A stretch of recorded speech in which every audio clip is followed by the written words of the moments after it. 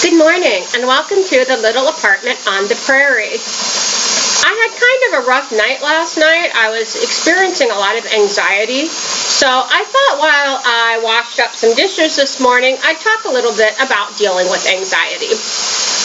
I think anxiety is something everybody experiences sometimes, whether it's something you've been diagnosed with, whether it's something that's really disabling or debilitating, or it's just a rather unpleasant emotion you experience sometimes. Everybody gets anxious, right? Please excuse my dog. He's going to be begging for treats. We're cutting back on his treats because he needs to lose a few pounds, and he's not happy with this diet idea. And one of my cats is about to go on a diet too, and she's not going to be happy either. I also need to go on a diet, but I have thumbs, so I can get myself food. It's one of the perks of being the human. Anyhow, so last night, I don't even know what I was anxious about. I was anxious about everything and nothing. I just woke up around midnight and my brain decided to give me a long list of all the things that might go wrong, all the things that I could worry about. Oh, what if your car breaks down? How would you ever get a new one if you had to? And why didn't you clean your ceiling fan? That's disgusting. And where are those papers you need to do your taxes? And the kitten's getting spayed in a couple weeks. What if something goes wrong? And just, all these things that I was suddenly feeling anxious about for really no reason.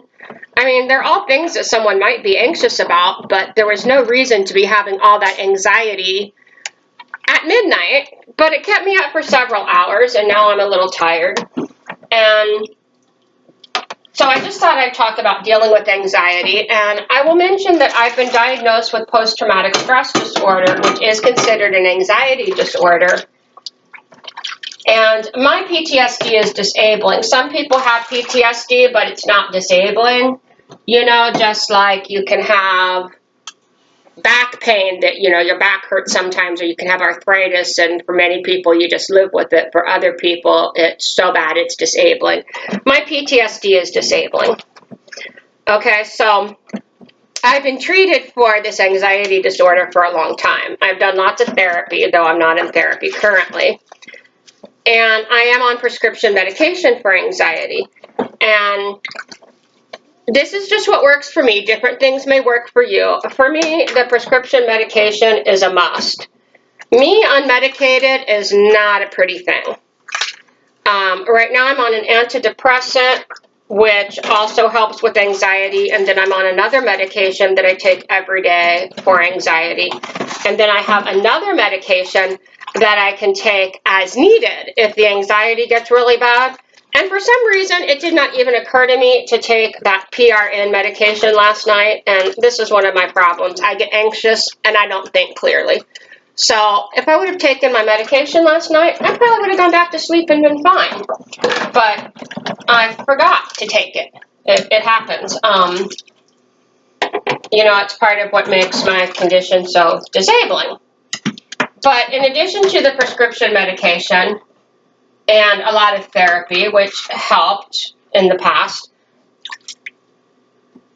I've tried a lot of natural remedies, and for me, natural remedies for anxiety just weren't cutting it. It wasn't enough. I tried St. John's wort, I've tried various herbal things, and I tried some Bach flower remedies, I tried Rescue Remedy. That kind of helped a little bit in an acute anxiety situation, but it just wasn't enough. I needed the medication. But other things, I have found some natural things help, I use essential oils. A bath with some lavender oil helps when I'm anxious. It's just not enough by itself, but it helps. Exercise helps me. When I'm really anxious, I do a lot of long walks with my dog. And just physical activity. Work helps. Scrubbing the floor and eating bread, that kind of thing. That helps when I'm really anxious. Talking to someone about it sometimes helps. Journaling sometimes helps. Petting the cat, petting the dog. You know, those are all things that help. They're just not enough on their own. And anxiety, I think, can be particularly problematic for people who have chronic health problems or people who are disabled, because even if your disability or your illness has nothing to do with anxiety, having chronic health problems can cause anxiety. You worry about your health. If you're living on disability, you're on Social Security or whatever, you might worry about finances. These days, I know a lot of people who are very anxious about all the cuts our government wants to make to Medicare, Medicaid, Social Security, food stamps. You know, these are things that enable people to pay their bills. And in some cases, if you're talking about Medicaid or other forms of health care, it's what's keeping people alive. So, of course, you're going to be anxious if you may not have access to those things anymore. Isaac, that's enough. And so it's a time that a lot of people who are chronically ill or disabled are having a lot of anxiety. I think in some situations it's bad for me also because I live alone and I'm estranged from most of my family. So I don't have that safety net that some people have with a family that can help you if you need it. And I know that's a case for some other people as well. One thing that helps me is having a plan for how to deal with anxiety.